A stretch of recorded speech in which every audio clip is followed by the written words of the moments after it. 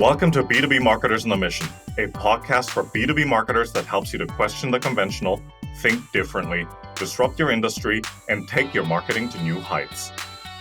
Each week, we talk to B2B marketing experts who share inspirational stories, discuss their thoughts on trending topics, and provide useful marketing tips and recommendations. And now, here's your host and co-founder of Einblick Consulting, Christian Klepp. Welcome, everyone, to this episode of the B2B Marketers on a Mission podcast, where you get your weekly dose of B2B marketing insights. This is your host, Christian Klepp, and today I am joined by someone who is on a mission to launch B2B podcasts that drive growth. So coming to us from New Hampshire, USA, Mr. Casey Cheshire. Welcome to the show, sir. Thank you so much. I'm really excited to be here. Likewise. And Casey, I got to ask you, before we dive right in, and be careful, man, because the answer will determine if we're going to continue this conversation or not. But do you have Thor's hammer with you? I do. I don't leave home without it. It's right here. Let's see it. Right here. Here it Boom. 100 points. Now, don't use Google. 100 points if you know the name of Thor's hammer. It's like, God, it's like Mira Meal, something like that. It's like charades, right? Just keep going. God. Mjolnir. Okay. So, all right. Yeah, I'll take that as like, I don't know how to pronounce this exotic equipment, but you have a good pronunciation of that. So yeah, I think what we'll do is we'll take a screenshot, a grab of you saying it. Yeah. I'll just dub that over me saying it. Well, let's record it, man. I'll send you the audio file, or yes, man, insert totally. that in there. Look, I'm just I just got done watching Vikings, so that's why I've got the Norse pronunciations down. What right? A great show! I love Vikings. Perfect. All right, man. Let's dive in, because this is something that you're passionate about. I'm passionate about it too. But today's about you, right? So, Casey, you're a successful marketer. You're a serial entrepreneur, and you have the understatement of the year, you have an adventurous spirit, right? So let's talk about B2B conversations today, right? B2B podcasting. And let's focus on the topic of how B2B marketers can use podcasting as part of their demand gen approach. So why do you think that podcasting is such an important part of the B2B marketing mix? Totally. B2B marketing is broken. It's broken. We're all playing a silly game, several silly games. And some of us know it. Some of us just feel it. And no one really talks about it because there's so much SaaS and there's so much industry around playing the silly game. And the first game is, hey, notice me. I'm here, right? Know that I exist. And then it's, hey, I now that you know I exist, can you please get on the phone? And it doesn't matter how much amazing confetti we shoot out of a silly blaster gun. In the end, no matter what ABM we do or cool new marketing strategy you heard about on a podcast, you still have to play the game of, please get on the phone with me. And even if you sent them a pair of socks that were the same color as their alma mater, they just don't want to be on the phone with you. And so that's the problem. And whether it's sales getting you on the phone or marketing, that's a problem. Oh, and by the way, the bonus round game is, while I'm trying to get you to notice me and while I'm trying to get you on the phone, which you don't want to do, please just ignore the competition. The competition being my competitors, the status quo, and everything else is taking up your time. So we're trying to do all these things. Meanwhile, we think we know who these people are, but we have no idea. And so the soapbox I'm on, and what I found podcasting really addresses, is the fact that, one, we don't know what the heck is going on in our customers' minds. We think we do. We have all these internal biases. I'm way guilty of this. And then two, we're all about the tech, right? I've just spent 10 years working on marketing automation, and I love the technology. There's so many great things you can do with it. But in the end, if you don't know what your customer's biggest challenge are, you don't really know what they are, and you're just kind of making guesses. All you're doing with your automation, all you're doing with all this technology is just making bad marketing a little bit worse by making it scaled to the infinite degree. So I'm just trying to get people to connect with their buyers and do some good old fashioned friend making. Like, let's create relationships with people and then see if we can't help them. Can I get an amen for that? Amen for that. Totally. Man, you unpacked so much in those past couple of seconds there. Let me just go back to some of the. Let me go back to some of the. No, I totally agree with you. In fact, I had a couple of people on, on the show. One guy like about 2 weeks ago, and it was something that he said which really struck a chord. And it's going back to what you were saying. It's like people are getting so obsessed with herding prospects into that sales funnel, right? Sure. Let's just herd them as much as they can, and let's just think about the top of the funnel, middle of the funnel, bottom of the funnel, all the content that belongs in each of them. But in reality, do people really behave that way online? Right. Do buyers really make a decision based on all of those steps? Chances are they probably don't. And I'm sure you'll agree with me. The beauty of podcasting is, like what we're doing right now. We're having conversations. We're building these relationships. So building up this rapport with people that eventually we either will work with, or we will have partnerships with them, or shocking, we might even become friends. Friends, right? Drink some beers, have some fun in Toronto. Yeah, absolutely. And what's crazy is this is a very much a one-to-one thing, right? Yeah. I can't check my email and do a podcast. No. I also, I can't be distracted by many things. It's just you and me having a one-on-one conversation. It's like anti-scale, right? And I know I'm guilty of this. I'm like the scale master. I'm all about automation, but at the same time, after so many years of that, I realized that it's kind of empty. It's kind of numbers on a page, and you're just force feeding people through a system. And the real turning point wasn't whether you use this tool or that tool. If you've done this feature or that feature, it was, do you actually know the people you're emailing? And if you know, you can use some stupid system and you can have the worst technology ever, and you'll do just fine because you actually know who you're talking to. And I think there's nothing quite like having a conversation like this with an ideal customer on a podcast to find out all that information. You find out the information, you make a connection, and then, wow, all the rest of your marketing is going to suddenly improve magically. Like literally by magic, it's going to improve just because you had a little bit of a conversation with someone and you learned what actually keeps them up at night. Absolutely. Absolutely. And you touched on something that I'd like to go back to later on with regards to like technology and strategy. But before we go into that, talk to us, and you're going to have a field day with this one. Common mistakes and misconceptions when it comes to B2B podcasting, and what people should do to address those. Freaking great question. And I've heard this a little bit. Am I too late on podcasting? Right. There must be, everyone has a podcast now, right? Any guesses? I don't know if you've seen the stats. Any guesses, Christian, how many podcasts? You can round to the nearest million if you'd like. Just in general, like how many podcasts around the world? Over 2 million, close to 3. Yep, it's right about 2 million. Yeah. We round to millions because we're friends, So Sure. it's like, it's about 2 million, right? Yeah. Now there's these little things called blogs. I don't know if you've heard of blogs. I think we've all heard of blogs at this point, but there was a period of time in the last decade where you had to really beat down the door to get some of the older executives to understand that this search thing is a real deal, right, and you can get all of your business from it. So we really need to have fresh content. We need to have thought leadership. Let's do a blog, right? Any guesses on how many blogs there are out there in the world? Oh, I looked this one up. Wait, hang on a second. 60 mil? Times 10, 600 million, right? So when you think of, okay, I must be a late adopter with podcasts. No, you're early, man. You're not so early that it's like you and Joe Rogan being silly in the basement. No, there's a lot of great podcasts out there, right? And so there's a good setup of it. And hey, it's a good time right now to get into that, where you're not behind. You're also not super trailblazing. There's a lot of people who have proven this before. So it's like that perfect time.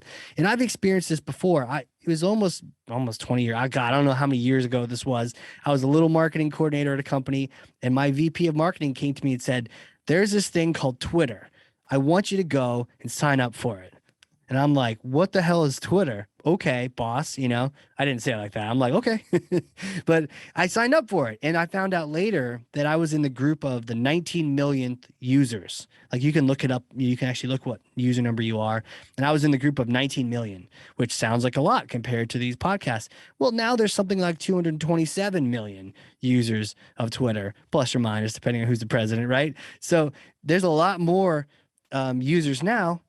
so that same feeling I have with Twitter is the feeling I'm having with podcasts. There's not too many of them. There's only a few of them, actually, technically speaking to what things are happening. And the final thing, the sort of the cherry on top is, quick question. Do you have Netflix? I do. You do. I do too. Mhm. And I found out recently that more people listen to podcasts than watch Netflix. And I just assumed that Netflix was something that everyone had, because how else can you chill if you don't have Netflix, right? Right. You got to have it. So if you don't have it, what are you doing? Maybe you're Yeah. Huluing and something else. Mm. But yeah, more people listening to podcasts now. Than Netflix. So it's a thing. It's here, but it's still early. So it's like, now's the time. It's like a good early point where it's like time to get in. So that whole idea of like, oh, I'm too late, the ship already sailed, or maybe I'm too early. It's like, no, you're at the perfect time to adopt this new thing. And in one of the stories I think would really help illustrate this is, I had a good friend who is great sales leader, and he recently started working for a new SaaS startup. And he pinged me, and we had a little conversation on the phone. He's like, hey, this is what we do. We're going after CIOs, and we're selling this kind of tech software, and does X, Y, and Z, right? And he's like, what do you think it would take to get the attention of these CIOs and like interviews with them, like sales calls and stuff with them? And I had two thoughts in my head simultaneously. And the first one was my old school traditional marketer mentality that I'm sure everyone listening to this, we've all experienced, which is what the company's been a part of. Okay, I'm going to do a massive run on all the events. We're going to have a huge booth. We're going to try to attract as many people as we can. We're going to spend money on this thing. CIOs are not easy to get to. So we're going to get all the people on their staff, and hopefully we eventually bubble it up to them. And, they're not doing PPC ads per se. So we have to do a lot of heavy lifting to make us look like a brand that maybe in a year or two, they'll actually have heard of. And they might actually check us out one day if the need arises, right? But in my mind, I thought, I don't know if I want to, he didn't ask me to join that company or whatever, but in my mind, I'm like, do I want to help do this? And I was like, man, that sounds like a lot of work. Well, it sounds like a ton of money too, right? A ton of money, and it's not my money, or you're like, we're giving it to the events and we're all these other things, all to try to get the attention. And that old school mentality just sounds expensive. It just sounds like a lot of work for not a lot of payoff, right? And you wonder why marketers get bounced from companies and all that. It's because it's a heavy lift, and nothing's really guaranteed. But then I thought back to all of the podcasting that I've done, and some that we've helped some clients out with theirs. And one of the most magical things you can do is you can literally invite your ideal customer profile to be a guest on your show. And while they say no to that game we talked about earlier, the notice me game, and they say, I don't care to notice you. I don't care to be on the phone with you. It's amazing how their super tight schedules where there's no availability opens up like a flower if you're inviting them on your show to feature them, right? So when you make it about someone else, it's amazing how much time opens up, and then they're all about it. And so what's crazy about that is, in the contrast, if I was trying to reach all these CIOs, I know I could create a CIO podcast, and yes, there are many of them, and there'd be one more. And I would invite all the CIOs that were ideal customer profiles for this particular startup to be on the show. Are they all going to accept? Maybe not. I don't know, but many will. And I pretty sure I could have an interview within a week or two, depending on their schedules, right? And so it's like, wow. And not only would we'd have an interview with them, but they'd be on the show. They would absolutely, by the end of the prep call on the show, know what this new company does, right? So the brand would be clear in their minds, because they can't not know after being in this process. And then guess what? We might actually have a great relationship with them, and we'll know all the challenges that they're facing right now. Like triple win, and like a mere fraction of the cost. It's crazy. Absolutely, man. Absolutely. And I love it. But there was something you said earlier on when you started giving your answer, which really struck a chord with me. And it's going back to that whole, in this world of endless supply, in this sea of sameness, how are you going to stand out? Because if everybody's trying to do the same thing that you're doing, well, how do you get your prospects to remember you, right? Cool.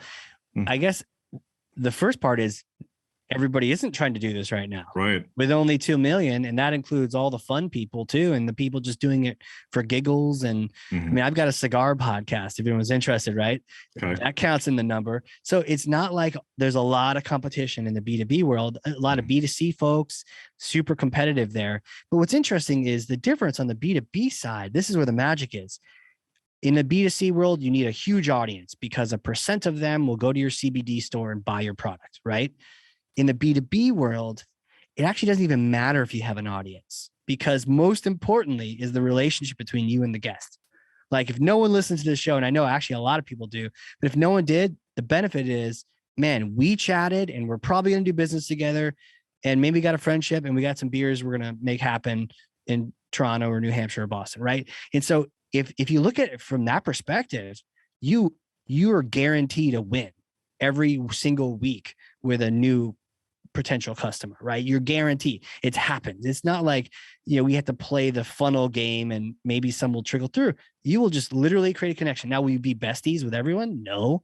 But what's different is in the B2B world, there isn't competition. Because it's literally you as a unique host inviting that guest. And that's a unique combination. Have they been on another show? If they've been on another show, they're actually more likely to be on your show. It's actually easier to get someone. If that CIO or that VP of marketing or head of IT has been on 2 other podcasts, guaranteed they're going to be on your show because they've already been through it. Yeah, no, that's absolutely right. That's absolutely right. It almost sounds like it's a modern form of relationship building. Yeah, amen, right? Man. That's it. Totally. There's a great dude up in Toronto that 2 great dudes, right? You and this guy are my 2 favorites in Toronto. And Dan Sullivan is his name. I don't know if you've heard of him or whatnot. Yeah, rings a bell. Strategic coach, cool program. He teaches some great coaching classes and basically teaches companies how to grow even faster. And one of the things he brings up is about asking the right questions of your customers. He hasn't connected this to podcasting just yet, but his quote is, everyone's competing for your attention. No one's competing to give you attention, right? So to your earlier question around, isn't there so much competition? There is if you're trying to take that game where we're saying, notice me, I want to steal your attention, get on the phone, I want to steal your time. There is competition with everything, even with that exec's family who wants them to be home early so they can go drive the kids to the Chick-fil-A, right? So there's like everything's competing for the attention, but if you're giving attention, very few people do that. Yeah, no, that's absolutely right. Talk to us about a challenge that you and your team have managed to solve in the past 12 months. Yeah, probably a few. Well, I think we've done a lot of work with marketing teams, and even if we say we've had this conversation about the connection, I think sometimes our teams are thinking of this method as content creation. And I got to be honest, that's why I started my podcast in the first place, 3 or 4 years ago, whatever it is. I just thought, hey, I need thought leadership. I need to create a bunch of stuff. I don't have the time to write it.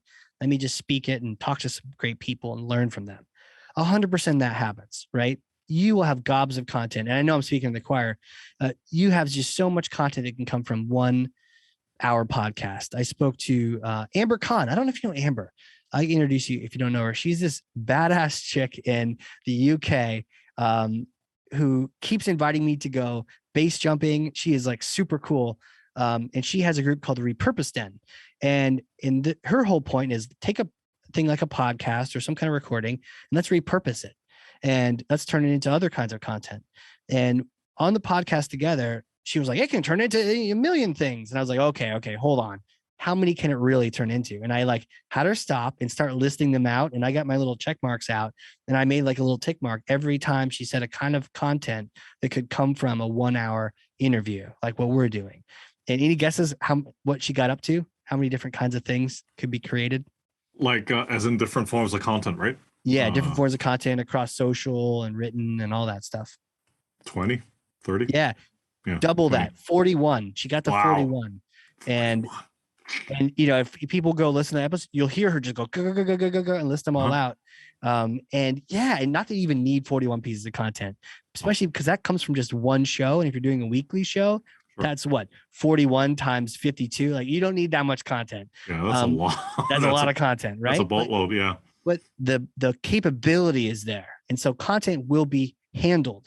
But a lot of people think in terms of ROI of any kind of, and rightly so. So ROI of a podcast, is it the content? Well, yes, you can get rid of that content function, not the people and the company, but I'm saying you can get rid of the larger spend. Like if you're outsourcing it somewhere, and then you still need smart people to be able to repurpose it for sure. But then really the focus and the ROI is not going to come from the content as much as it comes from that guest, right? And so if you even have a mix where most of your guests are ideal customers, some of your guests are just great for content, then you track the heck out of that pipeline and you're going to have direct ROI straight from a podcast. And what we like to do is the groups we work with is, and we do all the math with you, but what we like to do is work it out so that all we need is one of your guests to become your customer, and it pays for the services we do when we produce the podcast and all that. It pays for the whole year. So all you need is, of your 52, you just need one of those conversations to turn into new business, and it paid for the whole thing. And then essentially the other 51 conversations are your ROI to keep, right? So it's like, and who doesn't convert, friends? And there's a really cool quote from Zig Ziglar. And it's, if people like you, they'll listen to you. And if they trust you, they'll do business with you. And a podcast addresses both. Right. Absolutely. Absolutely. You read my mind there, man. Did I? Yeah, no, That's because awesome. we get we always get the ROI question, don't we? Like, especially when it comes to podcasting and I've heard this before, and I'm sure you have as well, all this nonsense about, well, don't you count the number of downloads and the number of followers and subscribers, and how do you justify all of that? And to which all I say is, well, those are vanity metrics, if I'm going to be perfectly honest, and that's just my opinion. Other people might disagree with me, but it's going back to what you just said. It's it's that relationship building. It's those relationships and those connections that you then make, because it's something a mentor of mine here in Toronto keeps saying. It's he's Scottish, so he says shoe leather. It's shoe leather, right? It's geez, that's awesome. You're building this loose network, which then becomes, it widens like a net, right? Yeah. You just think about those old telecom commercials from the 90s where, the globe lights up. Yeah, it's kind of like that, right? Yeah. Yeah. And it's so true about the vanity metrics. Now, if people are confused, that's because in the B2C podcasting world, it's true. Yeah. Your vanity metrics will be what gets you the sponsorships. Sure. But in the B2B world, it's actually more of a micro segmentation strategy, or micro nano segmentation strategy, however you want to call it.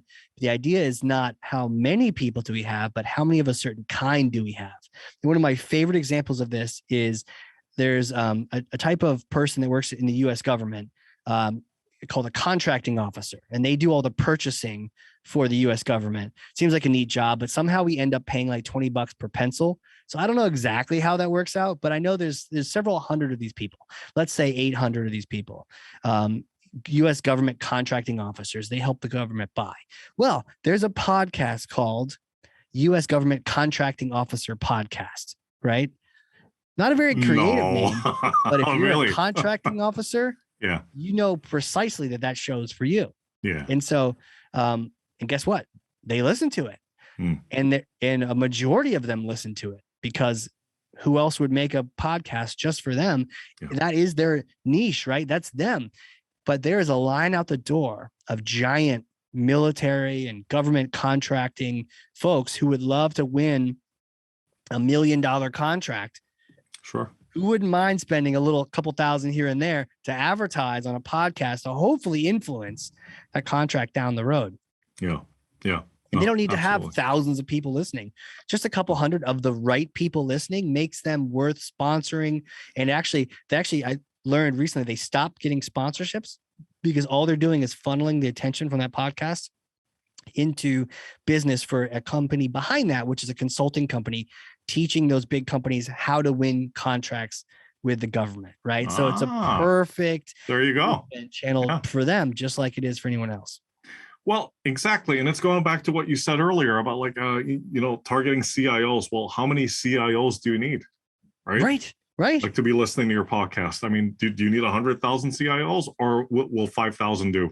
Right. Yeah. Or even smaller than 5,000. Yeah, Doesn't have to be 5,000. If I told you I had 100 CIOs in the healthcare space listening to this podcast, there's some legs to that, right? Oh, yeah.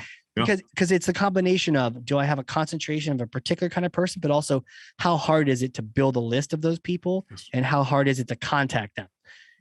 And back to the CIO thing. If I had a podcast that reached CIOs, there's a lot of people that are like, we've been trying really hard to reach them. We've been spending hundreds of thousands of dollars on the events, like the ideas at the very beginning.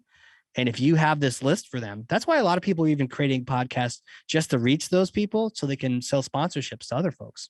Yeah, absolutely. Absolutely. Okay, we're going to go back to what I was saying earlier, because, you touched on, I believe it was like, technology and what kind of tools. And a lot of marketers get caught up in that. And even when it comes to podcasting. But talk to us about the importance of like not focusing too much on the tech, but focusing instead on your strategy. Like there's going to be a strategy behind all of this, right? So totally. Yeah. My new thing is connect before tech. Right. Connect before tech. And you can hashtag me, whatever you want to do. Connect before tech. And it might sound like heresy from someone who just spent like decades geeking out, and like for a while they're calling me Mr. Pardot because I couldn't shut up about it, and any grandma on the subway, I'd be like, do you have marketing automation? I mean, it wasn't that bad, but it felt like everyone I talked to, it was like all about marketing automation. So I hear you. There's some very exciting things that marketing automation can do. I still love the tools. I love the technology. I mean, the fact that you can have dynamic content, change your website based on the segment your buyer's in, so they feel very tailored. Like there's so many magical things you can do, and shortening the forms based on what you already know about someone.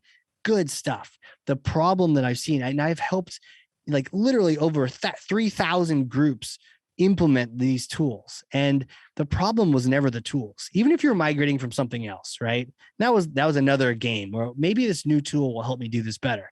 No, it's not. That's not going to be the fix. The new tool, no, there are some pretty bad ones out there. I'll give you that. But by and large, it's not the tool. It's just that, to your point, you're missing the strategy. And very early on, we created this roadmap. It's in my book. It's just on Amazon. It's called Marketing Automation Unleashed. And there's a roadmap. There's 10 steps to maximizing marketing automation. And I made the price super low so anyone can just go grab it, right? So it's go get it and just use that. It's all strategies, but the early strategies, it's all, number one is know your buyer and segmentation, right? Because we're just blasting all these emails at people. We're not segmenting our buyers. We don't know who they are. We don't know what their pain is. Yeah, I had one time had coffee with a buyer, with a prospect of a company I was at. And in 5 minutes, I learned something eye-opening, earth-shattering that totally explained to me why they acted the way they acted, but also what they were trying to drive and who their customer really was and what the problem. I was like, oh my gosh, like I know exactly what to do now. I also know exactly what to say to get their attention. And all I needed was 5 minutes. And so I think the challenge that we're dealing with now is the tech is really good, right?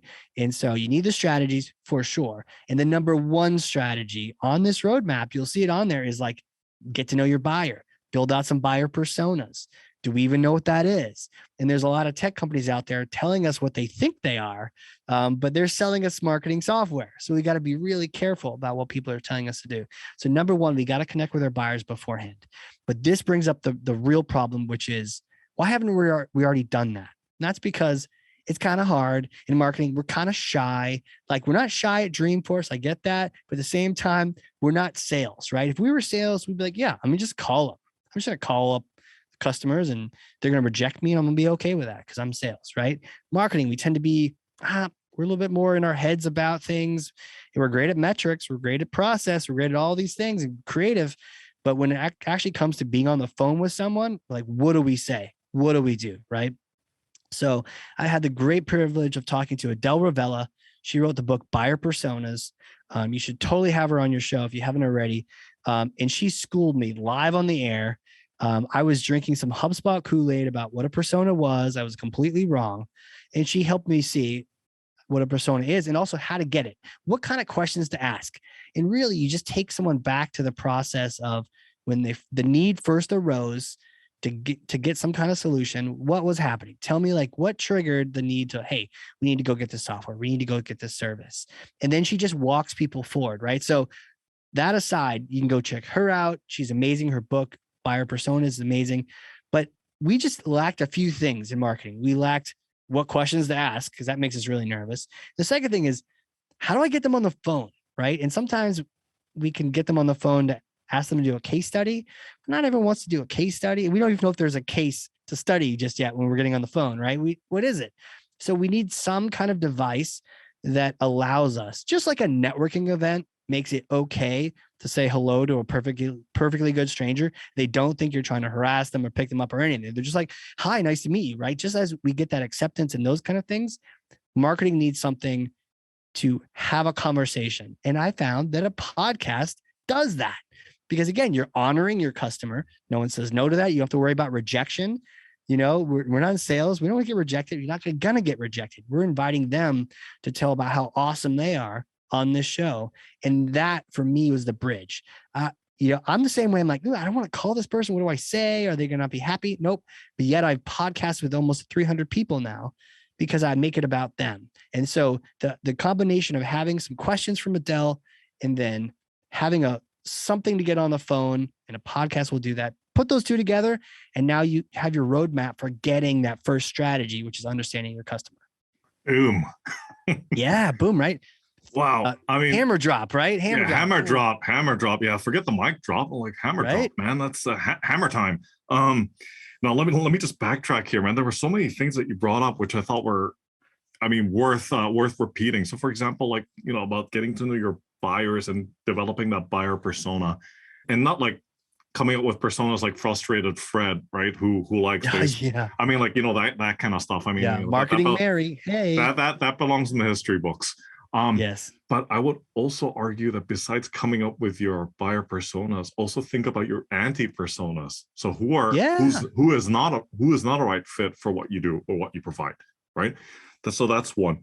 The other one was and you broke it down so beautifully. This a little bit of a disparity between marketing and sales, and why marketing sometimes they just rely a little bit too much on sales, and sales is a little bit reticent to let marketing talk to the customers and so forth.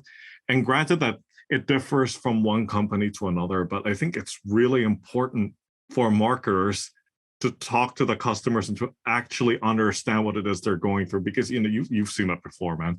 You read some of the content out there, and it's very clear if that person has ever talked to a customer or not. Oh yeah, totally. The fun thing is you can literally drop those buyer persona questions straight from Adele right into your podcast script. Yeah. So that every single guest, you ask them, one of my favorite questions is, what keeps you up at night? What's the challenge you're really wrestling with right now? Yeah. And absolutely. then out comes the challenge that your customer's wrestling with. And maybe you can help them off the call, right? Maybe you have a resource you can send them. Yeah. Or just now that of the 100 ideal customers you've talked to, 70 of them have the same problem. Maybe we should address that. Absolutely. And you brought up, I think it's a key word, help them. Don't pitch them, help them, right? Absolutely. It's true. Like you could, with great power comes great responsibility. Yes. You could use this to just get people on the phone. Yeah. And then you could abuse it and try to sell them. And then that's not so good. It's the same thing happens to people that are on LinkedIn that connect, and then they try to spam you right after you connect. I block instantly those people, and they've lost the connection. They can never get back, because essentially when you're blocked on LinkedIn, you're like dead to the business world. So it's like not a good thing. The people that abuse it, it's very clear. In fact, it's so clear that you can even sniff it out early on. I've received LinkedIn notes from people saying, I can't wait to talk to you. Join my podcast. Fill out this form. Here's a link. You're like, what is this? It doesn't feel special. It doesn't feel about me. It feels about you when you do it that way. Well, absolutely. Or they just shower you with some, what I call fake love. Like I got one a couple of months back where somebody wrote to me, like, I viewed your profile and I was shocked by your excellence. And I was like, okay, I might be, well, let's see where this goes. And I wrote back, well, what shocked you so much about my profile? I love that. You know what? Yeah. You should add this to your social tagline now. Mhm. Shockingly excellent. I think that's Well, you. I was really told- tempted. I was really tempted to do that, Casey. Except that a friend of mine, another guy in Toronto, wrote a post the next day saying he got exactly the same message, and everybody chimed in, "Yeah, me too. Yeah, me too." So I didn't feel that special anymore. Oh. one of 300 people that is shockingly excellent. Yeah, Shockingly excellent. Yeah. Oh well, there you go. It was fun while it lasted. it right? was good until the bubble burst. Yeah, exactly. Casey, we get to the part of the conversation where we need something actionable. And let's appreciate that, a lot of the stuff that you do, it doesn't happen overnight. There's no app that you can download and then presto, you get all these instant results. But there are some small steps you can take, right? Yeah. So what can B2B marketers do right now to use podcasting as part of their demand gen approach? What are what are some quick wins? What should they be focusing on? How do we get started, right? 3 things. Who, what, ask. Who do you want to talk to? Who is your ideal customer? And this kind of thing brings up a question of, do you actually know who your ideal customer is? And I'll be the first to tell you, I've interviewed people and I've asked them this question a million times. It's not easy to come up with an ideal customer profile. ICP, yeah, ABM people sling that around like it's easy peasy. It's not. So I understand that. So sometimes you just need to know before something like a podcast, which is a very direct, you're literally going to ask people on an individual basis to come be on your show. So you should know who those people are, right? So developing that ICP, there's some great resources for it all over the place, but who do you want to talk to? Who's your ideal customer? And it's okay if you don't know, but it's worth struggling with the answer for a little bit. Working with a great company, and their podcast is doing absolutely fantastic. They've been doubling up, even talking to as many people as they can. When they first came in, they thought their buyer was one particular role in a large enterprise. And they thought there was 3 different people that were involved in the buying process and that this one was key. They found out from interviewing all of them that none of those people were the ones actually driving the sale. In fact, there was this fourth mystery, the fourth element, right? That was mysterious. Yeah. And it's a classic role that's in all these enterprises, but they found out that's actually the role. They started inviting those people on, and then their pipeline just started filling up. But they use this as a way to find out who's the ideal person to talk to. But at least they were talking to the ideal companies at the time. So one thing to think about with podcasting, the cost of acquisition is not cheap, right? This is not like a 10 cent, not that we have 10 cent clicks anymore, right? We're not that shows how old we are. This is not $1, $3 click here. This is not a white paper, but a lot of these people you're trying to reach aren't doing that anyways. You're just getting their team. So this is a couple $100 thing. So you don't want to shoot low and be conservative. You want to go for the whales. Who would be your dream 100 clients to have? You don't have them now, but they would be absolutely fantastic. You would put them on the footer of your website. You would be tickled pink to have them speak on your behalf. It's the next big industry event. Who are those people, right? So who's your ICP? And then who are the biggest, baddest ones you could possibly dream of getting? These people would be the ones you will invite on a podcast. So that's who. So figure out who you want to talk to. Then the next one is what? What do you want to ask them? What are you going to say? What kind of things do you want to learn from them? It's all about learning from them because they're the rock star in your show. Your show is not about your expertise in your industry and what you do. And arguably, if they were going to be asked questions about your stuff and they were good at it, they wouldn't need you. So you don't want to ask them questions that put them in a bad light. So that's why you want to bring them on a show that's around the general topic and there's something they can knock out of the park, right? So you want to put them in a good light. What could you learn from them? What are the strategies that they're doing that make them the best CMO, the best CTO, the best CEO? Get the CEOs. They love to talk on podcasts, right? So what are the things you want to ask them? This ties into Adele Ravella, buyer personas. What are those questions? Even 3 or 4. She mentions them on the podcast in her book. Go get it. But there's just a few questions that you could just slip in the middle of your podcast, right? You put them in a good light at the beginning, then midway through, you ask them some challenging questions like, what are your challenges? And tell me about this story and that story, right? So what do you want to say? You don't have to know the perfect answer, right? You don't have to have the perfect questions. A lot of them evolve over time. If you go back and listen to my episode number 1, I had no idea what I was doing. I don't even have video for it because GoToMeeting dropped the video on me. Thanks, GoToMeeting, right? So it's like, I didn't know what I was doing, but you will evolve over time. Yes. Then the final thing from who, what is ask 3 of them, right? You get your list of 100 ideal whales, ask 3 of them to be in a podcast that doesn't exist yet. Now, a quick tip, typically when we're working with a group, we're going to have them invite their favorite customers and partners as their first couple guests on our show. But whether you invite those people or 3 people from that whale list, either way, ask a couple and make it sure it's clear in your invite that you want to learn from them and that they're the one that impresses you. And this has nothing to do with your stuff. Don't pitch, don't sell, don't anything about yourself. You're just literally trying to honor them. Ask 3, ask 4, see what responses you get from people. And you'll be surprised. And that will typically give you that courage to say, actually, this is pretty interesting. And, and record it on Zoom. Don't worry about the technology. That'll eventually catch up. Don't worry about super crazy microphones. There's just a couple good ones you need to get, right? But just start. And I have a good friend named Chris Kremitzos, and he has this thing called Podfest, which is all about podcasting. But one of the things he has is a book that says Start Ugly, is his book, Start Ugly. So it's like, don't worry about it. Just have a conversation. It doesn't matter all the trappings. If you have a red curtain behind you, the fact is you're giving someone attention. Remember, that's the game with no competition. No one else is giving them attention. You're giving them attention, all about them, and they'll be so thankful for it. Man, that was such solid advice. But let me just go back to something that you said earlier about inviting, your ideal customers onto the show and making it about them and not you. It's amazing to see how many podcasts there are out there that is just all about the host, and it's just there are some of those. Yeah, there's some of those, right? But if you turn that around, like what you were saying, right, and just give the guests the airtime that they rightfully deserve. I mean, like look at our conversation, right? I am asking you for 40 to 45 minutes of your time. I better make it worth your while, right? And ask you questions about your area of expertise that will, let other people know that you are the expert in this respective field. I mean, that for me is the way to go. Yeah. Right? Yeah.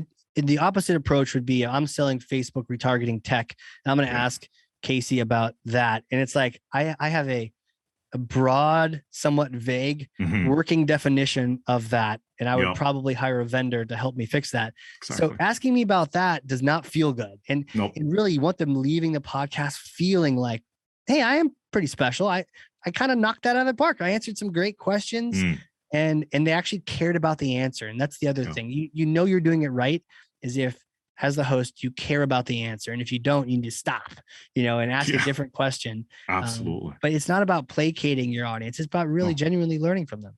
Absolutely. Absolutely. You brought up some of these things, at the beginning of the conversation, but what do you think is a major challenge that B2B podcasting is facing right now? We kind of just addressed it, but the big one that I thought about beforehand for this is, it's not the numbers. It's not the tech. It literally is not making it about ourselves. And I have worked with a couple people. We always ask them their goal at the beginning, and it's okay if you're not sure, and we'll help you figure it out. But really the goal should be ROI and direct revenue from my guests, number one. And then content can be a great one. Brand can be a great one. But we once had someone who said, I want to be more famous. And we didn't know any better. So we took them on, but we found out that's actually not a good goal. If you imagine that, not a good goal for your podcast is to be more famous, because that's relative speaking. And then also you can't help but convey that it's actually about you when, okay, the show's about you then. You want to be famous and it doesn't work. And so just like, like modern SEO has got to the point where you just write good content. You just make good content. Yeah, there's a few things you do to make sure you're not blocking spiders on your website, but by and large, it's just good, write good content that gets shared socially and you don't have to worry about it too much, right? There's some extra levels you can get to in the B2C front, but like, you don't have to stress over it and try to cheat the system. You just do good. That's what they wanted anyways. Same thing happens here. You don't have to stress about it. If you just generally make it about them, you're good. So that's the real challenge, I think, is that tied to also just understanding that it's all about the guest. And that's where the ROI comes from. And people don't quite know how to I just did a webinar on ROI from podcasting, and I had to like label it out and put it into columns and categories that you would expect in any marketing automation software, so you can understand, oh, okay, you invested this, it turned into this. And it's totally possible. It's just not what you think. It's not the content. It's the conversations. And then, you mentioned earlier actually about the audience. And I used to joke, it's like icing on the cake, because icing's good. But honestly, icing is usually better than cake. So I don't know if that metaphor really holds up.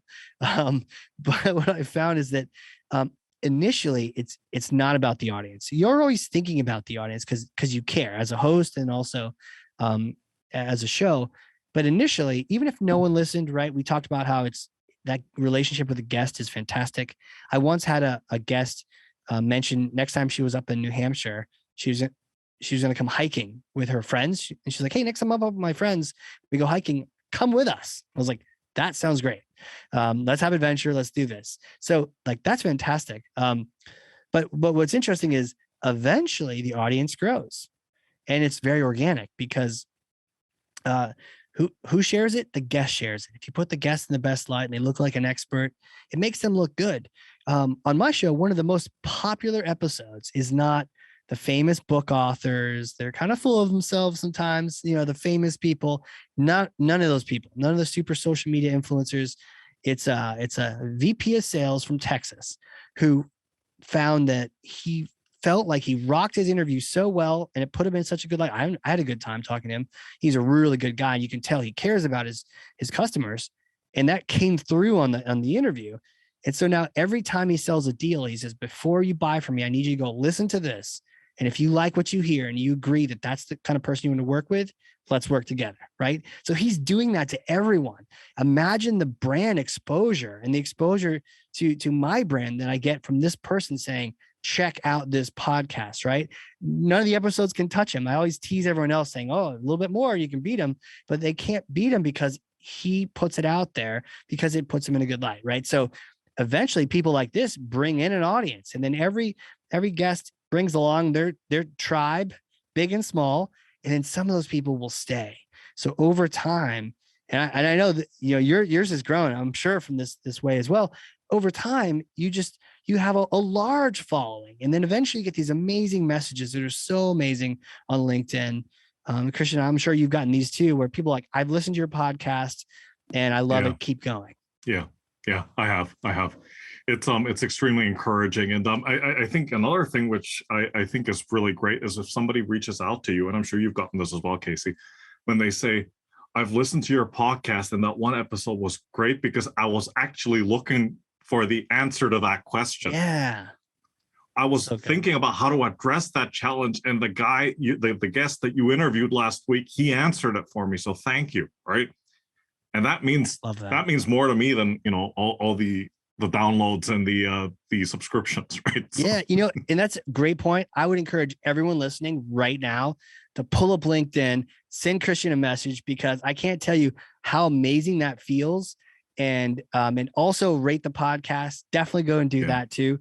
It's just those things. You don't need to pay for this. He's not asking for any money or anything. He's just doing this because he wants to learn and learn with you. So if you could all just send him a note, I know that'd be in the world to him.